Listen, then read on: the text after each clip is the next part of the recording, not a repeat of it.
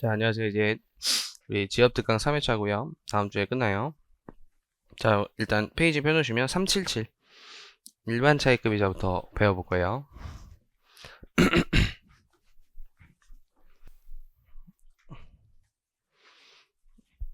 자, 일단 시험 또 발표가 있었죠. 그죠? 시험 얘기를 또 안 할 수가 없는데 예상 적중 그대로 약간 까락률 78%였죠. 그죠? 80%. 이것도 사실 합격생들 대부분이 본인이 예측한 것보다 점수가 잘 나왔다 그랬어요. 왜냐면 오류 같은 부분이 있었기 때문에 좀 칼체를 했을 때는 38, 39 이런 친구들이 많았는데 40점도 있었고 45점도 있고 그래요. 인더스트림 조교분이 아마 40점을 합격했을 거야. 진짜 그게 제일 짜릿한 순간이죠. 근데 그걸 의도할 순 없잖아요. 다 그렇게 합격했으면 좋겠다 하는데 그거는 진짜 운도 따르는 거여가지고 그래서 56점도 있더라고. 세무에게. 지금까지는 최고 고득점 같은데 왜냐면 지금 커트라인이 45점이잖아요. 그죠? 700명이 들어간 게 그리고 공무원이 15명. 이게 회원투가 어려우면 현직자분들이 대부분 좀 어른분들이신데 이게 좀 빨리빨리 풀어야 되네요. 시험에 조금 약한 편이어서 세법학보다는 그래서 15만밖에 안 나왔어요. 그래서 총 715명이고 이게 아마 역대 최고 득점 수석도 제일 낮은 점수일 거야. 수석이 72점이야. 작년에 80점이었거든요. 작년에 수석이 80점이었는데 올해는 72점, 8점이 떨어진 것도 웃기고 커트라인은 59에서 40으로 15점 하나. 아쉬운 건 있죠. 확실히 아쉬운 건 있잖아요. 그리고 시험 난이도가 좀 어느 정도는 비슷비슷해야지 이렇게 너무 이렇게 등락이 그래서 약간 어떤 사람도 그러냐면 이거 너무 또 어렵다는 비판이 있으니까 조금 쉽게 내서야 했는데 개 쉬워 내년도에 막 내년도 또 이런 거 막 하나도 안 나와 막 이런 생각이 갑자기 어디에 들더라고. 갑자기 막 개무난해 막 그럴 수도 있죠. 근데 그러진 않을 것 같고 그죠. 근데 왜냐면 출제위원은 어떤 출제를 의도해도 이게 출제를 교수님이 하는데 출제위원이 원하는 난이도를 딱 맞추기가 쉽지 않을 거 아니에요. 그죠? 그래가지고 좀 그런 느낌이 좀 있고요. 근데 뭔가 진짜 시험 트렌드가 바뀌었어요. 지금은 일단 회원도 40점 넘고 왜냐면 회원도 알게모르게 묻혀서 그렇지 과락률이 68%예요.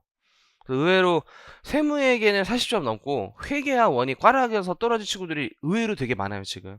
이것도 68%면 진짜 높은 거잖아요 사실. 그러니까 이 두 개가 일단 40점 넣으면은 거의 합격이야 웬만하면 진짜. 이제 이런 난이도가 세무사 지속된다면 내년도도 비슷할 거 아니에요. 근데 지금 세법학은 관악 난 사람 찾기가 힘들어 거의. 그 거의 지금 전례 바뀐 거죠. 오히려 옛날엔 회원2가 80, 70에 세법학 관악 넘기자인데 지금 세법학 70, 70 맞을 수 있어요. 진짜. 잘하는 애들은 막 70, 70이야. 지금. 세법학을 일단은 고득점 맞고 회원2 40점 넘기는 어떤 느낌이에요. 지금. 진짜로. 그렇게 해서 어차피 평균은 45밖에 안 되기 때문에 그냥 세법학은 진짜 약간 발로 써도 50은 나온다 막 이런 설이 있어. 진짜로. 그냥 공부 안 한 사람들이 동차생들이 대부분 첫 세법학을 중간에 포기하고 막 그냥 안 하고 막 이랬을 때지 어느 정도 성실히 하면은 세법학은 잘 나오고요. 그래서 막간 홍보 들어가면은 내년도에 세법학 짧은 특강 하나 할 거예요. 그러니까 쪽집게 특강. 좀 너무 광고가 됐네. 죄송하고. 그리고 수요일에 윤도쌤이랑 라이브 특강 진행하는데 그것도 좀 많이 참여해 주세요. 그때 올해 합격생 인터뷰해요. 우리 따끈따끈한 동차생만 일부러 모집해봤어. 이런 불시험에 어떻게 동차할 수 있었는지 우리도 궁금하거든요, 사실. 그래서 일부러 선별해가지고 한 명은 실강생, 한 명은 인강생으로 섭외했어. 공부 방법이 좀 다를 테니까, 그죠? 그래서 실강생은 좀 이렇게 1년 동안 지냈고 인강생은 이렇게 지냈다. 약간 이런 느낌의 인터뷰도 들어가고 따로 또 촬영할 거예요. 그죠? 인강생은 몰랐는데 이제 먼저 연락이 와주셔가지고 너무 이제 근데 아쉽게도 21살이야. 그래서 왜 뭐가 아쉽냐면 최연수인 줄 알았어. 하지만 최연수는 20살이래. 지금 너무 아쉬워 그죠? 21살인데 최연수가 아니야. 그래서 굉장히 어린 친구가 붙어가지고 학원에 지금 자랑. 그래서 신노년부터 우리 꽃마차 좀 준비하고 플레이컵 해드리기로 했어요. 진짜로. 유튜브 나중에 조시면 보시고요. 그 라이브는 그 채팅으로 공격할 수 있으니까 많이 공격 좀 해주세요. 그러니까 그분 공격하라는 게 아니라 저랑 윤도쌤. 그죠? 왜냐면 그날 저랑 닮은 연예인 뭐 챗 GPT로 해가지고 그거 찾는데 너무 재밌겠죠, 그죠? 나만 재밌나? 그죠? 최근에 제가 들은 게 좋은 쪽으로 들은 거 이희경, 양세종 뭐 이런 거 들어봤어요. 양세 형이죠. 자, 죄송해요. 그만할게요, 이제. 자, 안 닮았어요. 저는 아무도 안 닮았어요. 저는 다람쥐 닮았어요. 자, 일반적인 계산 가볼게요. 자, 일단 우리 건설자금이자, 그래도 기본 틀을 보시면요. 건설자금이자가, 자, 건설 등에 소유된, 건설 등을 위해서 대출을 받아가지고, 그 이자를 주는데, 그 이자 비용은 건설을 위해서 빌렸고, 건설 기간 중에 발생했다면, 얘는 취득원가 성격이다 라는 세계관에서 이게 건설자금이자를 송금비싼이 유보시켜요. 그걸 회계학에서는 이제 자본화한다 이렇게 배웠는데, 일단 첫 번째 회계학과의 좀 차이점이, 세법은 특정 차입금만 자본화시키고 일반 차입금은 원래 선택이잖아요, 그죠? 왜냐하면 이거는 세법의 태도보다는 일반 기업 회계 기준에는 선택이라고 되어 있어요. 일반 기업 회계 기준이 KIFRS, 여러분들이 시험 범위만 일반 차입금자를 강제로 막 찾아서 이제 자본화를 시키지만, 일반 기업 기준은 그 복잡한 논리를 선택 사항으로 두고 있단 말이에요. 그래서 자산에 더할 수도 있고 이자 비용으로 계산해도 되고야. 근데 이제 현실에 수많은 기업은 일반 기업 회계 기준 쓰지 KIF 쓰는 기업이 더 소수야. 그러니까 법인세법이 이거를 하나로 정해두면은 어떤 기업들은 다 무조건 3월달에 세무조정이 발생해요. 그죠? 법인세법이 만약에 자본화를 한다 해버리면은 그 일반 기업 회계 기준에서 비용 처리한 법인들은 다 3월달에 다시 계산해서 자본해야 되고, 그러면은 비용 처리하세요라고 해버리기에는 KIFRS 기업들은 자본화 시켜놨는데 다시 송금산이 마이너스 배야 된단 말이에요. 그죠? 그러니까 법인세법은 요거를 선택사항으로 둠으로써 자본화 한 친구들은 자본화 하는 거고, 자본화 안 한 친구들은 안 한 대로 그냥 돌아라는 그런 세계관인 거예요, 사실은. 근데 만약에 이제 자본화를 한다면 또 이것도 어떻게 계산을 해서 자산원가에 더해야 되는가, 이런 이슈가 있는데, 사실은 이게 왜 지역특강에 들어가냐면 회계학의 내용과 99% 똑같아요. 1% 정도 차이만 있고 회계학의 내용이랑 거의 비슷하다 보니까 굳이 법인세법에서 출제할 이유가 원래는 없는 거야. 근데 올해 그렇게 예상했지만 막 기업 회계 기준 수익, KIFRS 수익 인식과 관련된 사례들이 세무회계 등장했죠. 놀랍게도. 그래서 지금은 시기상, 이 시국상 예측이 불가능한 시험이다 보니까 또 이게 하필 노랭의 예제가 있어.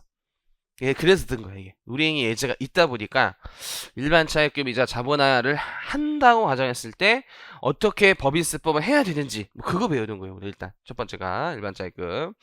자, 그래서 특정 차입금은 이제 여러분들이 다 본강의 때 배우니까 또 일반 차입금이자 이쪽을 보는 건데, 자, 이건 사실 사례 보면서 하시는 게 좋고요. 그죠? 자, 이거 이제 배워보면요. 자, 일반 차입금 이자도 건설 자금에 충당한 차입금 이자에서 특정 차입금 이자를 뺀 금액. 그래서 건설에 어떤 소유된 금액이 총 있을 텐데, 거기서 이제 특정 차입금 이자는 이미 자본화 시켰으니까 뺀 금액으로서 다음에 따라 계산한 금액은 송금 불산 유보를 통해서 자본화를 할 수 있다. 그러니까 이건 보통 시험 문제는 일반 차입금 이자를 출제하지 않았을 때는 그냥 일반 차입금 이자를 뭐 자본화 하지 않기로 한다라고 줄 때도 있고, 그냥 단기에 세부담 최소화 가정을 주면은 올해 송금으로 들어가는 게 올해 세금에 있어서는 절세인 거죠. 그죠? 올해 자산으로 들어가는 것보다 올해 그냥 이자 비용 처리하는 게 더 유리하다 보니까 자본화를 이제 안 시키는 방향으로 지금까지는 출제했어요. 아직까지 한 번도 나온 적이 없는 주제예요, 이거는. 이게 회계사무소 통틀어서 그냥 역대. 그래서 이제 송금에 사입하지 아니할 수 있다는 이제 선택사항이에요. 선택사항. 그래서 시험 문제도 가정을 줄 거예요. 일반 차입금자를 자본화한다.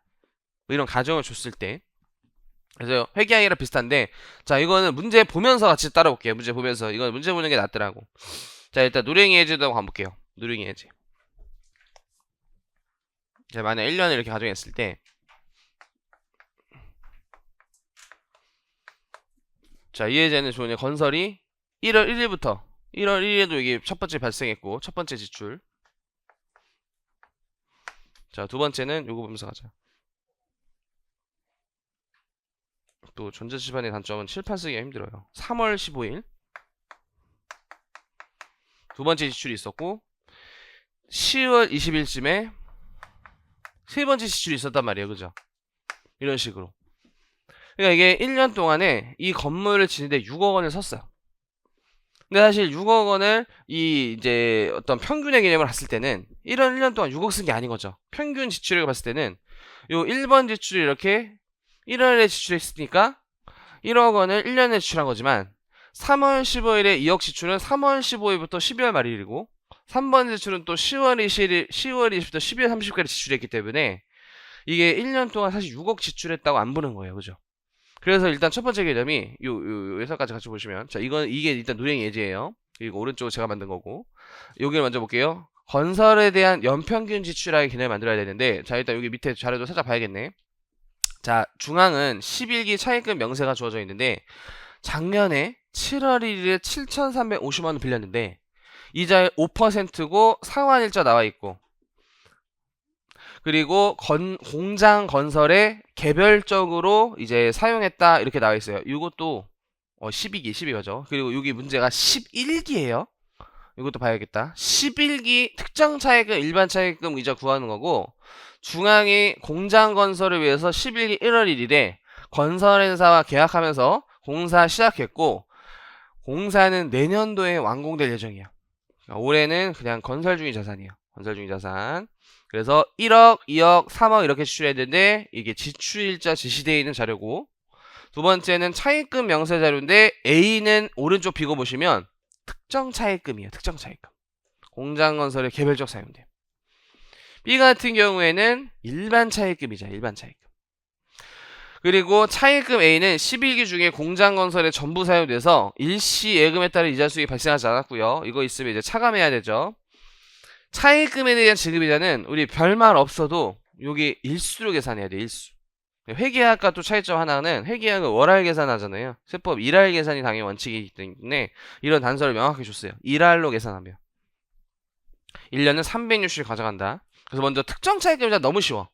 요 7,350만원이 이 공사기간이 1년 내내였죠. 이게 공사기간이죠. 사실 공사기간은 뭐 내년도 완공 예정이니까 11기 동안은 1년 내내 공사기간이었고 특정 차입금이자의 차입일자가 작년부터 내년도 상환 예정이니까 또 11기 1년 내내 특정 차입한 상태야. 그래서 그냥 7,450만원 곱하기 연이자율 5% 때린 거예요. 그죠? 원래 365로 나누고 365 곱하는 건데 의미가 없으니까. 그래서 3675,000 뭐 이거 너무 쉽고 우리가 사실 요거 배우려고 한 게 아니라 일반 차입금 이거 배우려고 하는 거야. 그래서 일반 차입금 이자를 이제 자본화 만약에 시킨다면 건설에 대한 연평균 지출액부터 구하세요. 첫 번째. 자, 1억 원은 1월 1일부터 지출 365. 2억 원은 3월 아까 15일부터 지출을 그냥 노가다로 잘 세면은 자, 노가다로 쓸 때 이거는 이렇게 쓰는 게 좋죠.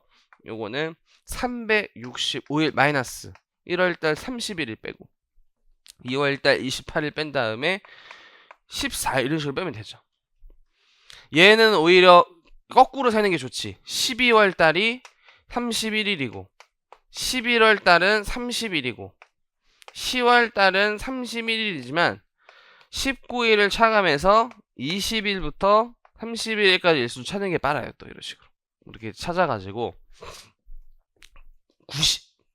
73일이구나. 쏘리. 3억 원을 73일. 그거를 360으로 이제 나누세요. 그게 이제 연평균 지출액이 되는 거야. 하루 지출을 구한 다음에 일수를 구한 느낌인 거죠. 1억 원은 1년 내에 지출했지만 2억 원을 365로 나눈 다음에 292를 곱하는 그런 개념이 되는 거예요, 사실은. 그리고 이제 건물에 대한 연평균 지출액을 구했죠. 그게 320이 나오고요. 자, 또 연평균 특정 차입금. 특정 차입금도 잘 보시면은 특정 차입금이 1년 내내 이거는 그냥 지출했기 때문에 7,350이에요, 그냥 이것도. 365 곱했다가 365 나눠봤잖아. 1년 내내 그냥 이게 평균적으로 발생했기 때문에 7,450인 거야. 자, 근데 이게 첫 번째 까다로워요. 자본화 이자율. 자본화 이자율. 일반 차입금의 요거는 하나밖에 없기 때문에 사실은 간단한 거야. 일반 차입금이잖아. 자, 첫 번째 일반 차입금 지급이자 합계액을 먼저 구하셔야 되는데 자, 이게 세법은 논리대로라면 일수야. 근데 여기 일반 차입금은 단기 7월 1일에 차입했기 때문에 365 7억 3천에 연 이자율 요거 6% 곱한 다음에 이게 1년 이자인데 365로 나눈 다음에 184를 곱하는 거고요. 연평균 일반 차입금도 이렇게 되겠죠. 365로 나눈 다음에 184를 곱하는 개념이 되겠죠. 그죠? 근데 이거 어차피 하나밖에 없으니까 이거 나눠봤자 6%예요. 당연히 6%. 6%. 이거 일반 차입금 이자 하나니까 6%야. 6%. 이게 자본화 이자율. 회계학이야. 사실은 회계학. 그죠? 그래서 이제 마지막 법인세법은 요 공식만 나와야 되는 거예요. 이게 지금 요약서랑 같이 보세요. 여기 마지막. 여기 4번이 이렇게 나와야 되는 거예요. 건설에 대한 연평균, 총 1년 동안의 평균 지출액을 구한 다음에 자, 특정 차입금이 그 건설에 투입된 평균액을 차감하면 나머지가 일반 차입금이 쓰였다. 뭐 이런 식으로 보는 거죠. 그래서 요 금액에서 요게 320이 건물에 대한 연평균 지출액 7,450이 연평균 특정 차입금이어가지고 그 차액에 요 자본화이자를 구한 6% 곱하면 요게 일반 차입금이자 구하는 공식이 됐고 이게 실제 이자를 넘어설 수가 없죠. 한도가 실제 지급한 이자 요거죠. 2,208만원 요거예요. 그죠? 그래서 한도 내에 있는 1,479만원이 일반 차입금 이자가 되는 회계할 줄 알면 사실 아는 건데 갑작스레 또 절면 안 되니까 법인세법에서도 그냥 한번 하는 뭐 그런 느낌이에요. 그죠? 근데 이게 나중에 이제 예규까지 보면은 되게 지엽적인 건데 뭔가 하나 이거는 이게 다음 문제에서 설명드려야겠다. 다음 문제에서 설명해볼게요. 자 이제 제가 만든 거는 업그레이드를 시켜야겠죠. 그래서 일반 차입금 이자가 일단 2개예요. 심심하잖아 하나는. 그래서 2개 정도 내야지. 자 2개일 때 또 전다고. 자 대안의 25개 법이 세진 겁니다. 보유 중인 땅 위에 공장 건설을 위하여 1월 1일 착공해서 내년도 준공할 예정이고요. 요거는 좀 그래도 누렁이자를 좀 참고해봤어요. 이게 소수점이 잘 나와가지고 그냥 맞춰봤어. 근데 이제 뭐가 다르냐면은 여기서 차입금 관련해서 A 24년 10월 1일 작년에 빌렸는데 연이자 10%고요. 차입금 2억 5천이고요. 여기 하나 좀 심심하니까 일시금 이자 수익 100만 원 있는 걸로 좀 이제 가봤어요. A 차입금을 다시 이제 계좌에 있으니까 이자가 발생했고요. 차감하는 거고. 그다음에 이제 B 씨가 다 일반 차입금이자야. B 씨는 일반 차입금인데 두 가지가 있고요. 여기 날짜도 좀 주목하셔야 되는 게 단기 4월 1일, 7월 1일이야. 그리고 일할 계산 가정했고요. 원단이 미만인데 마만이라고 했는데 제가 마마 좋아해가지고요. GD 이번에 기대하고 있고요. 파워. 미만이야 미만. 절사하기로 한다 하면서 구하라 이렇게 한 건데 자 특정 차입금 이자는 너무 쉽잖아. 자 어차피 작년에 빌렸으니까 상환을도 차기여가지고 그냥 차입금에 연이자를 곱한 다음에 일시예금 이자 수익 차감하면 돼. 이런 거는 그냥 1점 획득이죠. 1점 획득. 이런 것도 2점이야 사실은. 주어가는 거고. 자 건설에 대한 연평균 지출액은 앞에 거랑 똑같으니까 생략할게요. 앞에 거랑 똑같고. 자 여기가 이제 그 다음에 연평균 특정 차입금도 2억 5천을 작년에 차입해서 내년도 상환할 예정이니까 이 1년 내내 지출이 된 상태죠. 평균적으로. 그래서 차입한 상태니까 2억 5천. 그리고 요게 이제 약간 이제 일반 차입금 자본화이자를 구하는 건데 그리고 여기서 이제 사실 뭔 차이가 있냐면 우리 연평균 특정 차입금도 지금은 작년에 빌려서 내년도 상환이잖아요. 근데 만약에 2억 5천을 올해 빌려가지고 이것도 7월 달에 1억 5천 쓰고 10월 달에 1억 쓰고 이러면은 막 184일 뭐 이렇게 해야 되잖아 회계약은. 근데 세법은 그냥 처음에 차입했을 때 그 일수 184일을 다 곱해요. 그게 이제 정말 지엽적인 차이예요. 회계학과의 딱 차이가 이게 2억 5천을 만약에 단기에 빌려서 이것도 10월 1일에 한 번 지출한 게 아니라 7월 달에 한 번 지출, 10월 달에 한 번 지출했을 때 2억 5천, 1억 5천을 7월, 1억 원을 10월 이런 식으로 지출했을 때 184일 90년치 이렇게 가야 하잖아. 이게 원래 그렇게 가야 되는데 세법은 그거 구할 때는 이 연평균 요게 구할 때는 무조건 그냥 184일을 곱해. 184 한 다음에 36으로 나눠. 그게 회계학과 유일한 차이점이야. 그게. 그래서 되게 지엽적이어서 이제 이렇게 작년으로 출제할 확률이 높다는 거지. 그런 거는 사실 법에 있지도 않은 거니까. 법에 있지도 않은 거니까. 그래서 이렇게 작년 차입으로도 출제한 거고요. 그게 하나 차이가 있어요. 자 이제 이거 되게 쉬워요 개념이. 자 차입금에서 원래는 이런 거죠. 차입일수는 세야 돼요. 이게 A, B 차입금, C 차입금, 차입일수는 그냥 노가다로 세시는 거고 그래서 1에서 1을 곱한 다음에 365를 나누면은 연평균 차입금이라는 게 나와요. 약간 논리로 하면 1억 5천을 365로 먼저 나눠서 하루 지출의 차입일수 이런 식으로 하면 돼. B도 똑같죠. 1억 원을 360으로 나눈 다음에 184일을 곱해. 그리고 여기에 각각의 이자율을 곱해. 이 연평균 차입금의 이자율. 연평균 차입금의 이자를 곱하면 요게 일수로 계산한 실제 이자가 되는 거죠. 일수로 계산한 실제 이자. 그래서 요 1605만 5천 원을 1605만 5천 원을 이렇게 1605만 5천 원을 5만 5천 원이구나. 뭐 이런 식으로 요렇게 차익금으로 나누는 거야, 당연히. 이자 비용을 차익금으로 나누는 게 이자율이니까 이 1600500 나누기 163424656 요 근거가 요거야, 요거. 그게 이제 9점 몇몇몇 나오는데 그냥 이제 대략 수치로 썼어요. 0.098 뭐 이렇게 수치로 나오는데 대략 수치로 썼어요. 그래서 이제 마지막 4번이라도 공식을 다시 한번 적어보면은 연평균 건설의 지출액 마이너스 이제 연평균 특정 차익금 곱하기 자본화 이자율이 되는 거예요. 이게 자본화 이자율. 요게 이제 두 개니까 이게 좀 구질구질한 거죠, 그죠? 두 개니까 이게 연평균 이거 이자 비용을 연평균 차익금으로 나누셔야 돼요. 그래서 9.8 그래서 686만 원 나오는데 실제 지급한 이자 이거 저렇다 4,400 요게 아니라 요거예요.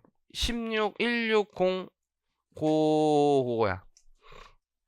저기 바꿔줘. 16005야. 왜냐면 이게 숫자를 제가 많이 바꿨어요. 이거 제작하면서.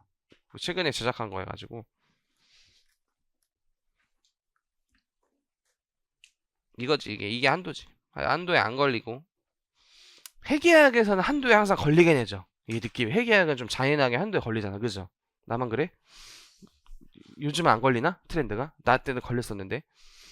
그래서 거의 답이 한도야, 오히려. 한도부터 구한 적이 있어. 이거 어디다 거는 거지? 이렇게 이렇게 자석인가 이게 떨어질 것 같지 불안한데 오른쪽 이렇게 왼쪽 여기 네모 표시가 있구나 그러네 이렇게구나 아무튼 이렇게 돼요. 그래서 일반 차익은 어렵지가 않아요. 그죠? 일반 차익은 회계학이랑 똑같다. 디테일한 차이는 있으나 시험에 출제 확률이 굉장히 낮은 법에도 없는 차이여가지고 회계학 느낌으로 푸시면 된다 뭐 이런 거예요. 그죠? 회계학 느낌. 근데 여기 노랭이 예제도 무려 있길래 그렇죠. 오늘 분할도 이렇게 누랭이에 대한 숫자만 바뀌었듯이 숫자만 바뀌어서 그냥 교수님이 100점 방지형으로 낼 수 있단 말이야. 법인세법에서 일반 차익금 안 해봤는데 약간 이러면은 그냥 다 일단 안 풀어. 그죠? 불안하니까 일단 안 풀어. 근데 한번 해보면 어렵지 않은 거. 뭐 이런 느낌이죠, 이것도. 그죠? 그래서 이거 일단 해봤고요. 자, 이제 두 번째 주제는요. 정률법에 따른 상각범위 제조 처리해가지고 자 감가상각비 파트로 좀 가볼게요. 감가상각비 파트. 자, 이것도 어떤 느낌이냐면 하나 정도 단독으로 나오기보다는 정말 하나 정도 나올 법한 그런 느낌이야. 어딨냐? 여기 있네. 자, 여기. 자, 이거는 402에요. 402. 402.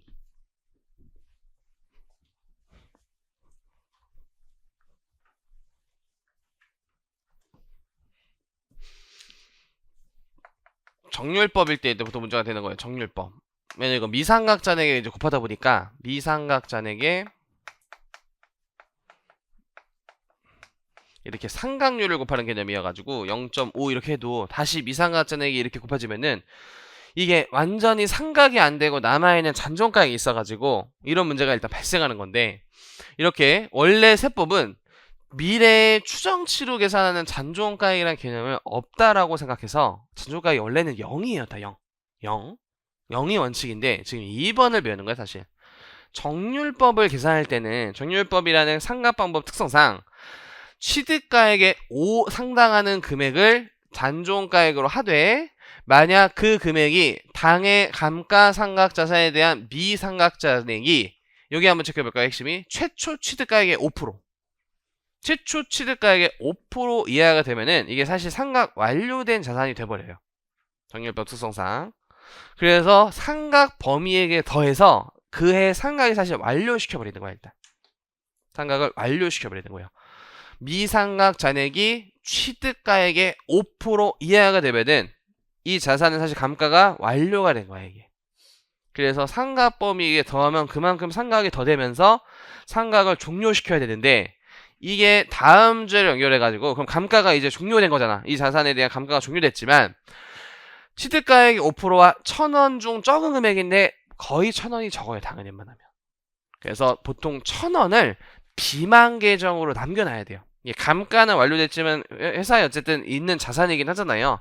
그래서 감가가 완료된 자산을 사후적으로 관리하기 위해서 감가 완료됐을 때도 1,000원 정도를 비만 계정으로 남겨두고 동 금액에 대해서는 송금 불산 유보를 통해서 남겨놔라 이런 거야. 보통 1,000원은. 그럼 이거를 처분할 때 1,000원이 추인되는 거예요. 그냥. 처분할 때 송금산이 1,000원 마이너스가 되는 과정인데 이게 또 간단한 말처럼 느껴지지만 은근히 계산이 빡세. 은근히 계산이 빡세. 자, 이것도 그래서 곧바로 예제로 가볼게요.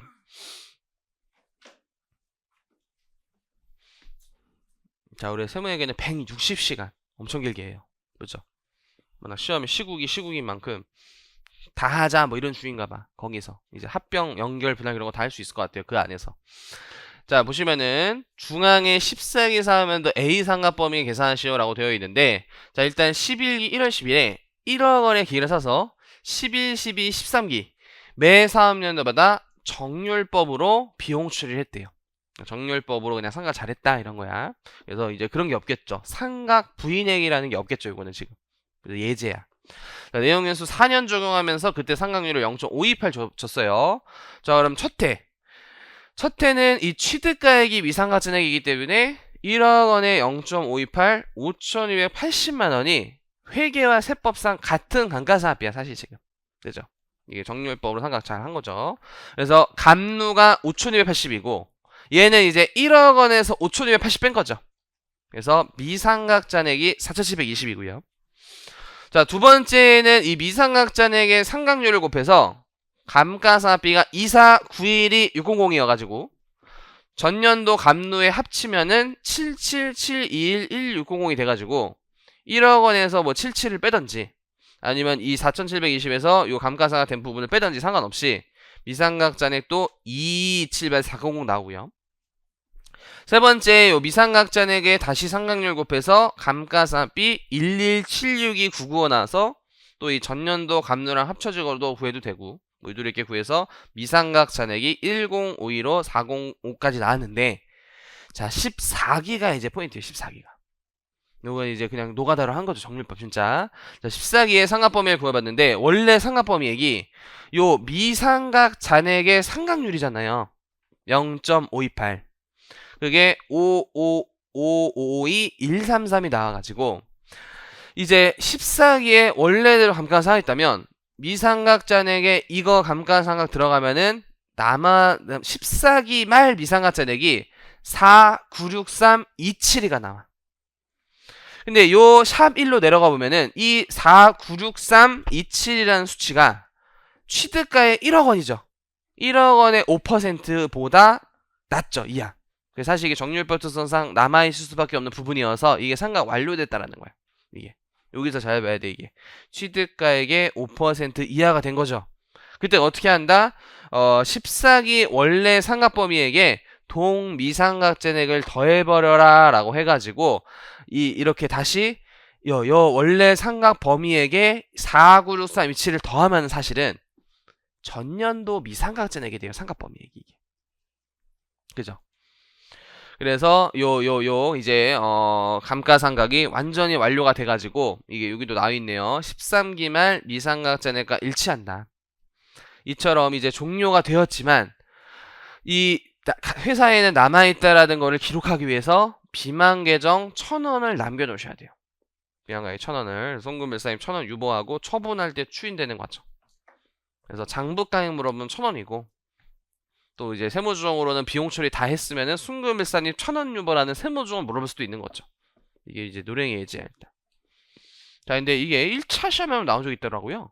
그래서 이제 요걸 넣어봤어요 오히려. 그러니까 이거는 세무회계 약간 어떤 느낌이 될 것 같냐면 감가상각이 시험에 만약에 나오면 자산이 하나만 나올 때도 있지만 2개, 3개 되는 경우가 있어요. 그렇잖아. 기계장치 하나, 건물 하나, 아니면 기계장치 2대, 많으면 3대 이렇게까지 낼 수 있단 말이야.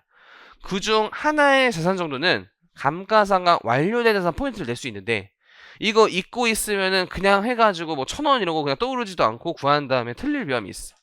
그래서 이제 하는 거야. 그죠? 왜 2차 시험에 나온 적 한 번도 없으니까. 그리고 노랭이 예제 있고 무려 찾아보니 1차에 한 번 나온 적이 있고. 그래서 이건 오히려 1차 시험에 이게 회계사 1차 시험. 자, 제조업을 영위하는 A의 기계장치비 감가상각 자료로서 25기만 장부가액을 물어봤어요. 법인세법상. 자, 24년 1월 1일에 시가 3억짜리 취득해서 사업에 쓰다가 동금액을 취득하려 했고요. 7월 1일에 뭐 자본적 지출이 있어가지고 취득원가에 뭐 했대요. 그리고 기말 감누가 나와 있고, 자, 일단 이게 있는 게 중요해. 25기처 상각 부인 누적액이 있으면은 과거 감가상각비를 안 구해도 되는 거죠. 어차피 우리가 과거 감가상각 시부인을 하는 이유가 남아있는 상각 부인을 구하기 위함인데, 이게 문제에서 가정으로 제시가 되어 있다 보니까 25기 거만 하면 되는 거야. 25기 거만. 그죠? 요런 걸 찾고. 자, 25기에 2,200만 원의 감가상각비 계산했고요. 회사 기기장치 무신고하면 정률법 쓰는 거죠. 자, 그래서 원래 상각범위를 일단 구하셔야 돼요. 원래. 근데 여기서 일단 시험장에서의 어떤 스킬을 발휘하면은, 자, 자산이 3억짜리잖아. 뭐 자본적 출혈 2가 있으니까 중간에 200이 얹혀져서 상공이가 되긴 했지만, 어쨌든 3억으로 출발한 다음에 지금 전년도 말까지 감루가 2억 8천이나 있다는 것 자체가 감가가 되게 많이 됐다는 느낌이 들죠. 기본적으로. 그죠? 그런 거를 시험장에서 좀 눈치껏 파악해야 돼. 일단 이게 감루가 엄청 많다, 취득과액에 근접해서 상각이 굉장히 많이 됐다, 이런 걸 일단 눈치채시는 게 좋아요. 첫 번째 시험장 스킬을 일단 정석대로 보여드리지만 시험장에서 워낙 빠르게도 풀어야 되기 때문에 알려드린 거고요. 자, 그래서 원래 상각범위 구해볼게요. 회사 감가상각비 2인데, 자, 세법상 상각범위액은, 자, 중간에 자본적 지출액이 있었기 때문에 요거 전년도에 자본적 지출액 또 세법상 요거 심지어 취득원가에 더해서 뭐 즉시상각은제 이런 게 아니죠. 취득원가에 더했기 때문에 세법도 당연히 그냥 취득원가에 들어가 있는 거죠, 지금. 그래서 302가 된 거예요. 302. 그리고 전기말 감루, 전년도 상각 부인액, 누적액, 요게 정률법 상각 범위에 구하는 거였잖아, 공식이. 그리고 수치 0.7은 제시돼 있고. 그러면 이제 1932만 원이 나와가지고 상각 부인액이 268만 원이 나와요. 근데 이제 미상각자는 이건 어떻게 나왔죠? 828만원은 전년도에 요 560만 원과 260 원래라면 그러면 얼마지? 상각 그게 네, 그렇죠. 이렇게 돼가지고 828만 나왔죠. 560이랑 268만 원 더해서. 그죠? 원래라면은 감가가 다 완료가 됐단 말이야. 302에서 280을 빼면 2인데 올해 회사가 2를 계상했으니까 회계장부상으로 감가가 완료됐단 말이죠. 근데 세법은 작년에 560만원 상각 부인액이 있으니까 감가상각이 덜 된 거고, 감가상각이. 그죠? 거기에 올해 268만원이 다시 부인됐으니까 그게 두 가지 더해진 게 미상가증액이 돼버리는 거예요, 사실은. 그죠? 이게 기본적인 어떤 그 구조를 알아야 되죠. 그죠? 이게 자산이 있으면은 이게 감가상각비를 어떻게 생각해야 되면, 감루, 이 자산을 비용화시키는 거기 때문에 이걸 감루 계정으로 쓰지만, 사실 감루는 이 자산의 차감 계정으로 들어가면서 사실 자산이야, 이게. 그래서 이게 장부가에 이렇게 되는 거잖아. 그죠? 논리가. 이래서 이 감가상각비가 부인됐다는 거는 사실 감루가 부인됐다는 거고, 감루가 부인된 만큼 어떤 자산의 취득원가가 다시 늘어나는 성격이잖아요. 그죠? 뭐 이런 어떤 지식이 있어야 돼. 그러니까 이게 숫자가 보여야 돼, 막 이게. 예, 회계는 올해 2일을 처리해서 상각이 완료됐지만 세법은 이 560만원과 올해 부인된 미상가증이 남아있잖아. 근데 이때 아까 느낌 쌓였던 게 감루가 많이 쌓여있으니까 상각이 혹시 완료된 게 아닐까, 정률법이고. 그랬을 때 이 828을 주목해야 돼요. 828. 828만원은 취득가 3억의 5%, 취득가 3억의 5%인 1,500 이하이므로 상각 완료로, 이렇게 이제 시험장에서 안 구해도 되고, 이건 논리로 좀 이따 볼 거지만 그냥 요 상태에서 이제 1,000원 남겨두시면 돼요. 사실 시험장에서 요거 확인하면 알겠죠? 취득가의 5% 이하 확인하면은 1,000원 남겨두시면 되는 거예요. 근데 이제 법인세법상 이론적인 상황이 이제 어떻게 되는 거냐면, 요 금액을 다시 본래 상각 범위액, 본래 상각범 위에 있어요. 1931만원에 이 미상각 잔액을 더하면 세법상 상각범액이 2,760만원으로 늘어난단 말이야. 그럼 회사 계상한 감가상각비보다 상각범액이 크면서 시인부족액 560이 나와요. 그럼 이게 전년도 상각분이액이 560으로 들어가면서 상각이 세법부터 완료가 되는 거야. 그죠? 이제 이런 논리로 간다는 거야, 이론적으로 풀면은. 근데 이제 굳이 이런 거 뭐 과정까지 우리 세무회계에서는 이렇게 뭐 쓰지 않기 때문에, 뭐 물어오면 뭐 써야겠지만, 혹시라도 요즘은 막 회계 처리도 물어봤으니까 뭐 물어오면 써야겠지만, 안 물어보고 답만 물어본다면은 이 상각 완료된 자산을 세법은 관리하기 위해서 1,000원이라는 미상가짜리 남겨놔야 돼요. 그래서 세무조정을 물어보면 송금불사님 1,000원 유보고, 이 문제처럼 기말 장부가 물어보면 1,000원이 되는 거죠. 1,000원. 근데 이거 이제 포인트 안 잡고 들어가면은 828만 원 답 적고 나온다는 거야. 그죠? 장부가액이 828만 원처럼 보이잖아. 그죠? 그리고 처분할 때 추인되는 거고, 혹시 모르면 처분할 때 송금사인 1,000원 마이너스로 되는 거고죠. 그래서 요거 포인트 하나 또 지업 중인 거 가져가시고요. 자, 마지막 1교시 마지막 이제 감가상각비 또 상당의 송금산입이 해가지고 요약서 페이지는 자, 요쪽이에요. 405. 아이고, 머리 아파.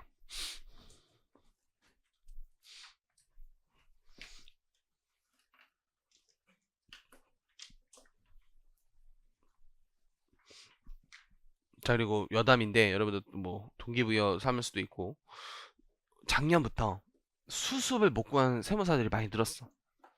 근데 좀 단점이죠. 그래서 200명 정도가 수습처를 못 구했다는 얘기가 있어요. 되게 박스죠. 근데 올해도 비슷한 느낌이야. 그래서 뭐도 생겼냐면 처음 생긴 거에서 선생님 이거 뭐예요? 가야 돼요 했는데 세무사 고시회에서 열리는 무슨 수습처 박람회인가? 이런 게 있어서 이건 나도 모르는데 해서 작년에 합격한 애들 물어봤는데 자기네들도 안 갔고 올해 처음 생긴 것 같대. 그래서 이제 거기에서 이제 세무법인들 한 30개 이상이 와가지고 뭐 수습도 뽑고 그런다 하더라고. 특히 이제 지방에서 올라오는 세무법인도 있대요. 이제 다 너무 서울에 밀집되어 있고 이러니까. 그래서 거기서도 뽑고 빨리빨리 이게 구해야 돼. 바쁘게 되게 지내야 돼요. 왜냐면 벌써 마감됐어. 금요일날 마감되게 많아. 수요일에 발표잖아요. 그럼 이게 일주일 놀고 수습처 구해야지 하면은 이미 마감돼 있어요. 상당 부분은.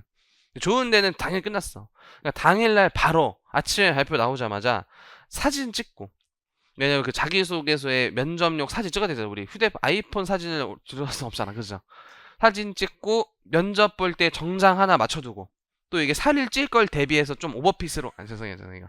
요즘 앉죠. 그래서 이제 해가지고 사고, 그리고 자기소개서 스물스물 빌드업 해놓고, 그 다음에 뭐 가족들이랑 보통 외식 중 저녁동도 맛있게 먹고 축하한다 이렇게 하면서 목요일날 하루 종일 자소서 쓰는 거야. 그래서 친구들 좀 대기업 간 애들한테 자료 받아가지고 좀 처음에 전단 말이야. 자기소개 안 써본 친구들은 당연히 되게 막 부끄러워. 나는 잘 썼다 생각하지만 잘한 진짜 자소서 보면은 거의 한강 작가야. 진짜로 퀄리티가 달라.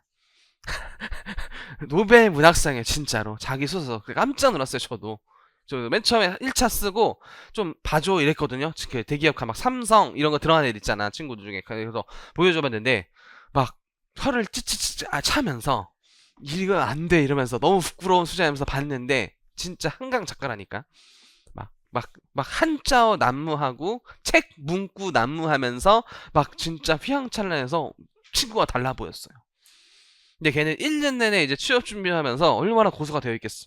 그죠? 그래서 그런 거를 뭐 아예 베낄 수는 없으니까 나만의 스타일로 좀 차용을 해가지고 A급 자소서를 하나 써놔. 그리고 회사마다 양식이 또 있어. 없는 자유 양식이 있고 양식인 애가 있으니까 양식인데도 그에 맞춰서 변형해야 돼. 일단은 생각보다 하나 쓰고 하나도 진짜 대충 쓴 다음에 막는 애들 많아. 다 서류전에서 거르는 거예요. 일단 성의가 없잖아 누가 봐도. 그러니까 좀 열심히 써야 돼. 그런 것도 성의 있게 쓰고 하는 게 보여. 이걸 막 엄청 세부적으로 안 읽어봐도 그냥 대충 봐도 하도 많이 보니까 보여. 거기도 이렇게. 어떤 데는 대표가 직접 읽고 어떤 데는 좀 그 근무세무사 짬밥 제일 많은 사람한테 시켜. 대신에 대표가 이제 지시를 내는 거지. 어떤 사람 위주로 뽑아라 약간 이런 느낌으로. 그건 다 케바케야. 그럼 어느 법인은 들어가네 이런 거 되게 많이 물어보거든 요즘에. 근데 그런 건 답이 없어. 그죠? 사람마다 달라. 뭐가 나한테 맞고 안 맞는지는 들어가서 일하고 또 들어가봐야 다 알기 때문에 할 수는 없지만 이미 들어간 친구들한테 그 법인 정보는 저희가 알려줄 수가 있죠. 저 이제 한 달에 건너면은 다 이제 아니까. 그래서 원래는 작년까지 세무법인의 특징이 담겨져 있는 뭐 연봉부터 무슨 업무하고 그 회사의 성향이 어떤지 가는 엑셀 자료가 저희 때부터 저희 진짜 53기가나 만든 걸로 알고 있거든. 내가 53기 지금 61기야. 무려 8분의 된 자료가 인수인계가 되면서 작년에도 제가 그냥 우연히 봤는데 엄청 휘황찬란하게 엑셀 자료로 세무법인 A, 세무법인 B 이러면서 다 적혀 있었거든요. 근데 당연히 이게 되게 주관적인 정보잖아. 왜냐면 그 법인의 안 좋다 이런 거는 그 사람의 한 정보로 들어가는 거여가지고 되게 이제 주관적인 정보인데 당연히 어떤 특정 법인에 대한 안 좋은 얘기들이 있었나 봐요. 막 대표가 쓰레기다 뭐 이런 식으로 있었나 봐 막. 근데 그거 대표 당연히 보겠지. 이게 돌아가면서 세무사가 뭐 한 달에 가면 다 하는데 다 안단 말이야 그런 자료는. 그래서 그 대표가 실제 고소를 했대요. 어떻게 들어보니까. 그래서 그 엑셀 자료가 그래서 작년 학교생 때 내가 물어봤거든. 야, 그 엑셀 자료 좀 줘. 올해 학교생 날에 나와주게 하니까 이제 그거 이제 고소 먹어서 못 드러낸다고 사라졌다 하더라고 전서 속으로. 그래서 그냥 구전으로 다시 구전동화처럼 구전으로 인수인계라는 시대로 바뀌었어요 이게 세상에. 이게 최근에 핫한 얘기야. 그죠? 웃겨. 그래서 이제 블랙리스트를 굳이 꼽자면은 경정 위주로 한다. 블랙리스트에 무조건 들어가면 안 돼. 근데 그런데 왜 허용되냐면 다른 데보다 연봉이 좀 더 높아. 끼케야 뭐 한 300만에서 500만 높은데 사회 초년생한테 그게 엄청 큰 돈이야. 근데 거기에 한 달 이상 다니는 세무사 못 봤어. 진짜 경정 공장이야. 경정만 해. 거기는 막 휘황찬란하게 써놨을 거야. 거의 경정 위주로 한다 하면 들어가면 안 돼. 거기 들어가면 이제 진짜 경정만 해서 그거는 다른 데 가서 다 배울 수 있는 업무예요. 약간 진짜 알파고처럼 하는 거예요. 사실 세법이 아니라 엑셀 입력 기계가 되는 거야. 진짜로. 거기 들어가면 안 되고. 또 약간 리스크가 있는 거는 컨설팅 위주로 한다. 이게 약간 좀 리스크가 있어. 이거는 사실 좋은 데도 있을 수 있는데 약간 보험팔이 느낌이 좀 있어. 이게 약간 리스크가 있어. 보통은 그냥 다 해. 보통 세무법인은 기장, 재산세, 경정, 세무조사 이런 거를 전반적으로 한다가 국룰이야. 근데 경정만 한다, 컨설팅 업무 위주로 한다 이런 거는 조금 리스크가 있어 보여요. 이게 아무래도 그 정도는 일단 말씀드릴게요. 자, 일단 여기 내용 서론 배우면서 이게 노래에 좀 잘 써져 있더라고. 좀 더 이거 지금 요약 써고 이거 기부서니까. 그래서 여기 보면서 내 책은 법 규정이야. 내 규정은 법 규정이요. 이게 만들어진 그 역사 사건이어가지고 요 이제 나눠드린 자료 먼저 한번 읽어볼게요. 지금 감가상각비 상당하게 송금사니. 자, 종속회사가 지배회사로부터 사업 부분의 일부를 양수하고 그 대가를 현금으로 줬을 때 어떠한 회계 기준을 준용해서 이 종속회사가 양수한 자산에 대한 취득가액은 여기 한번 체크해보세요. 이제 원래는 돈 줬으니까 회계학에서도 그 돈 준 가격을 취득가액을 보는 게 역사적 원가주의야. 그죠? 현금 지급한 금액이 취득원가잖아 원래. 그죠? 근데 요 회계의 세계관에 따르면은 지배회사, 종속회사가 좀 긴밀한 영향력이 있고 일부 사업부문 양수했을 때는 이 인수 과정에 있다 보니까 이건 어떤 시가와 차액 이런 거 발생하지 않고 손익 차익 발생하지 않고 지배회사 장부가 여기 착하세요. 지배회사 장부가액에 따라 회계 처리가 들어있어. 회계 처리가 회계 기준이야. 이거 회계 기준 세법이 아니라 이거 정말 회계 배운 거야 지금. 장부가액을 초과해서 지급했다면 이 지배회사 재무상태표에 지배회사 이거 약간 그림을 좀 그려보자. 그래도 좀 논리가 여기가 이제 종속회사가 있고 여기가 지배회사가 있는데 이렇게 자산 나가면서 현금 이렇게 되는 거야 지금. 그죠? 지배회사로부터 지금 자산 사오는 건데 이거를 일단은 지배회사의 장부가액을 승계한 거로 보겠다는 거예요. 그죠? 시가가 아니라 일단 장부가액으로 가는 거예요. 장부가 현금 지급액도 아니고 장부가액으로 가는 거야.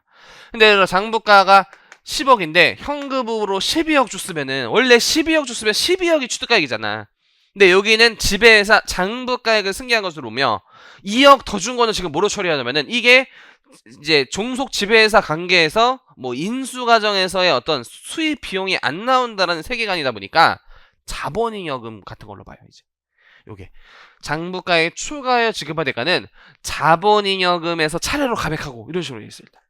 자본잉여금 웬만하면 많으니까 자본잉여금만 차감해도 돼. 자본잉여금 없으면 이익잉여금 차감 안 해. 어쨌든 이게 비용 뭐 이런 게 아니라는 거야 지금. 더 없으면 뭐 자본조정 처리하라는데 이제 자본잉여금 보통 까는 거예요. 이렇게 되겠죠. 그러면은 현금 12억 자산 10억 여기가 이제 자본 2억 이런 식으로 해야 되는 거예요 지금 회계 기준에 따르면. 근데 이에 따라 회계 처리를 했을 때 이제 종속회사가 주인공이야. 자, 주인공은 이제 종속회사의 감가상각 문제로 생각하셔야 돼요. 이제 종속회사는 지배회사의 장부가액에서 초과해서 현금 12억을 줬음에도 불구하고 그 초과하는 2억 원 부분은 자산 처리를 할 수 없고 회계에 따라 자본잉여금 감액으로 처리되어 있으니까 종속회사는 지배회사의 장부가액을 상각 기초가액으로 감가상각비로 송금산입할 수밖에 없는.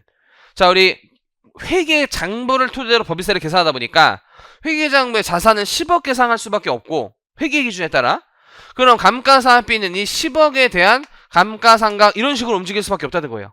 근데 얘가 돈은 12억 줬잖아. 정당은 일단 12억 줬기 때문에 12억에 대한 감가상각 비용을 처리해야 하지만 회계 기준에 따라 이렇게 처리하다 보니까 이 2억에 대해서는 요 2억 원에 대한 감가상각비를 처리할 수 없는 문제가 발생하고요. 자, 이거 법조문 안 만들어주면 감가상각비가 또 결산조정사항이라는 시스템을 만들어져 버리니까 신고조정으로 할 수 있다는 조문을 만들어주는 거야, 또 이게. 그래서 신고조정 산입할 수 있는 감가상각비 특례예요. 알겠죠? 그런 어떤 시스템으로 만들어졌다는 거예요.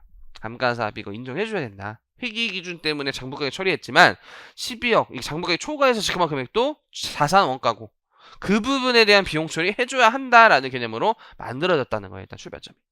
그래서 이게 원래 그 송금 쪽 잠깐 요약서 가보실까요? 송금 쪽. 원래는 법인세법 위치에 송금에 있어. 잠깐 우리 책 잠깐 볼 수 있나 우리 친구? 페이지 잠깐 찾아줘. 이거 작게 힘드니까.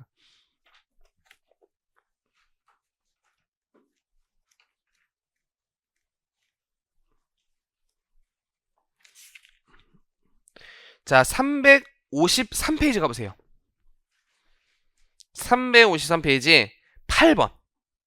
353페이지 2번 손비의 범위의 동그라미 8번. 353페이지 그죠? 원래 위치가 처음에 여기 있어요. 이렇게. 특수관계인으로부터 양수한 자산의 장부가액이 시가에 유달하는 경우 감가상각비 뭐 이런 식으로 구직을 되어 있고 여기서 이제 설명하기에는 이게 감가상각비 내용 없이 들어가면은 아무도 이해 못하니까 보통 이렇게 감가상각 파트에 위치해 놓는 거예요. 사실은 원래 실제 법인세법 조문은 요쯤에 있다. 자, 여기 보시고 8번. 그래서 이제 일단 여기 정리 살짝 해보면 이제 자, 일단 여기 한번 정리해보면 책을 이제 먼저 보고 저 이제 사례 볼게요. 책 먼저 보고 사례 볼게요. 이것도 마찬가지야. 이것도 어떤 감가상각 자료가 여러 개 제시됐을 때 하나 포인트로도 나올 수가 있을 수 있어요. 자, 그래서 이제 들어가 보면 특수관계인으로부터 자산 양수하면서 우리가 방금 봤던 회계 기준에 따라 장부에 계산한 자산가액이 시가에 위달하는 경우 다음의 금액에 대해서 감가상각비 규정을 준용하여 계산한 감가상각비를 신고조정 체크하면서 마지막에 신고조정에 따라 송금 산입할 수 있는 특례 규정이야. 그래서 이렇게 좀 취지를 간단하게 적어보고 외웠으니까 종속회사 양수법인이 양도법인 장부가액 기준으로 감가상각했을 때 일정 금액 시가의 차액을 항구적으로 송금 산입할 수 없는 영구적이에요. 송금 산입할 수 없는 문제를 해소하기 위해서 송금 산입 넣어준다. 신고조정으로. 뭐 이런 느낌이죠. 근데 이게 또 상황이 일단 두 가지야. 좀 헷갈려 그래서. 자, 첫 번째 상황이고요. 실제 취득가액이 시가를 초과하는 경우에는 시가와 장부의 장부가액과의 차이 뭐 이런 식으로 나와 있는데 자, 이 실제 취득가액 시가 초과하는 경우가 여기 사례에서 저도 실제 취득가액이 시가를 초과하는 경우가 요거네. 오히려 요거 가볼게요. 요거. 자, 여기 사례로 일단 가볼게요. 종속회사는 지배회사로부터 자, 근데 여기도 봐볼게요. 지배회사가 팔 때 재무상태표사 장부가액이 600원이야. 자, 건물 이거 월할 계산 같은 것도 주의해야 되니까 1월 1일 건물을 매입했다. 지금 지배회사로부터 종속회사 건물 매입했는데 신고 내용에서 10년 제시돼 있고 상황별 세무조사 하시오에서 케이스 2를 살짝 먼저 봐볼게요. 케이스 1 먼저 보자. 1이 더 쉬워 일단. 2가 좀 더 어려우니까 1 먼저 볼게요. 일단 1. 자, 이때 건물의 시가가 1,000원짜리야. 사실 1,000원짜리. 근데 얘가 일단 700원을 주고 사온 거야. 자, 시가보다 싸게 주고 사왔죠. 그죠? 근데 우리 법인세법은 시가보다 싸게 주고 사온 거는 매입 당시 입금이 아니죠. 이건 나중에 팔 때 처분이익으로 입금으로 가서 하는 거지. 우리 유가증권만 시가보다 특수관계인 개인으로부터 뭐 저가 매입했을 때 입금 산입하는 특례 규정이 있지만 건물과 같은 부동산은 그럴 필요가 없죠. 그래서 이거는 뭐 시가보다 막 싸게 사왔다고 지금 막 부당해산분 이런 거 적용하시면 안 돼요. 고가 매입이 부당이익이지 이게 과다한 자산 평가가 고가 매입이지 저가 매입은 그냥 인정이 되는 거예요. 일단 첫 번째 포인트가. 자, 시가보다 싸게 샀으니까 700 문제 없고 700원 줬는데 회계 기준에서는 지배회사의 장부가액 계상하고 장부가액 초과해서 지급한 100원을 자본이익금 까라고 되어 있었잖아. 그렇잖아. 이 회계 기준이잖아. 회계 처리. 자, 근데 이제 세법이 이거를 그냥 이렇게 냅두면은 100원에 대한 감가상각비가 일단 인정이 안 되기 때문에 요 규정 일단 만들어준 거란 말이에요. 근데 이제 세법은 약간 이렇게 돼야겠죠, 일단.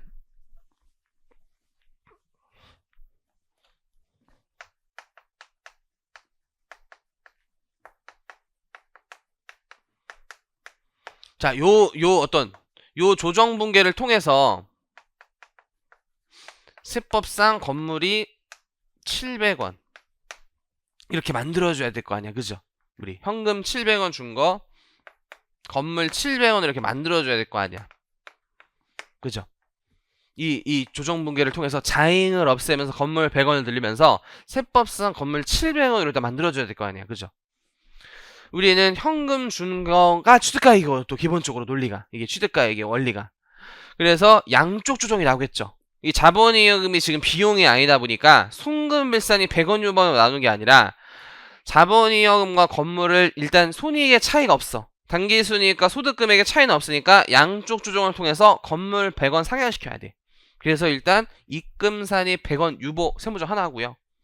송금산이 100원 자본이익은 없애주는 기타라는 의미 없는 세무적 들어가는 거예요. 이런 세무적이 다 이제 점수지 1점 1점 이렇게 들어가는 거고. 그 다음에 요 600원에 대해서는 감가상을 일단 기본적으로 잘했다라는 가정을 줄 수도 있어요. 그죠? 600원에 대해서 그냥 정액법으로 감가상각 잘했다 했는데 그게 뭐 안 돼 있으면 그렇게 하는 건데, 지금 여기서 배운 포인트는 요 100원에 0.1은 이거야. 신고내용수 10년. 요 10원에 대한 감가상각비를 신고 조정으로 송금 산입할 수 있다는 포인트를 배우는 거야. 600원도 당연히 감가상각 하는 건데 그 포인트는 앞에서 다 배우는 거고요. 그냥 건물 정액법으로 그냥 논리대로 가는 거니까 여기서 배우는 게 저 100원에 대한 걸 신고 조정을 넣을 수 있어. 회사가 계산을 못했으니까. 회사는 600원으로 감가상각 했으니까 700원에 대한 감가상각 계산 안 했죠. 근데 이제 세법이 100원이라는 건물 늘려주면서 그 100원에 대한 감가상각비도 신고 조정으로 넣을 수 있다라는 저 포인트를 배우는 거예요. 그죠? 그게 이제 여기 어떻게 나오냐면 2번이네. 실제 취득가액이 시가에 미달하는 경우에는, 이게 지금 케이스 1이었잖아. 실제 취득가액 7억과 장부의 계산가액 차이 600원. 700원과 600원의 차이 결국 100원이에요, 사실. 그래서 저 뭐 조문을 막 이해하기보다는 요 상황 이해하면 저게 그냥 읽히는 거야, 이것도 사실은. 그래서 요 100원에 대해서는 앞에서 배운 감가상각비 조문 따라가서 계상한 감가상각비를 신고조정에 따라 송금 산입할 수 있다. 건물이니까 정액법 썼고 신고年수 10년에 월할 계산 아니라 1월 1일이니까 100원에 그냥 0.1이 된 거지만 시험 문제는 보통 월할 계산 포인트로 출제하죠, 거지 같은 놈들이. 그래서 7월 1일이면 12분의 6 뭐 이런 식으로 갈기는 거야, 그냥. 그죠? 그래서 요런 상황 케이스 1이고요. 자, 케이스 2 가볼게요. 케이스 2도 좀 더 복잡해. 케이스 2는 상황이 지금 두 개야. 케이스 2가 지금 복잡해. 이거 잘 봐야 돼요. 이거 많이 들려. 이거 내가 가끔 한번 유예 때 냈는데 애들이 다 그냥 뭔지도 몰라. 이거 냈는지도 몰라, 보통. 자, 케이스 2는 이거는 아주 오래전에 이 법 도입된 시점에 출제한 적이 있더라고, 한번. 2차에 딱 한 번 법 도입된 시점 한번 출제한 적이 있어요. 자, 건물 시가 700원인데 회사의 개처에 다음과 같다라고 하면서 요 가정은 똑같고, 자, 이때 현금 1000원 중에 포인트야. 그리고 기본적으로 지배회사 종속회사는요 특수관계가 있어. 특수관계가 있어요. 자, 그래서 시가보다 비싸게 매입했죠. 일단 1000원 주고 샀는데, 자, 회계 기준에 따르면은 요런 상황일 때는 무조건 지배회사 장부가액 처리하면서 장부가 초과해서 주는 자본 까라, 자인 까라 이렇게 되어 있단 말이야, 이게. 그죠? 일단 요렇게 이게 회계 처리. 자, 근데 세법은 기본적으로 세법은 이제 일단은 이게 어려운 게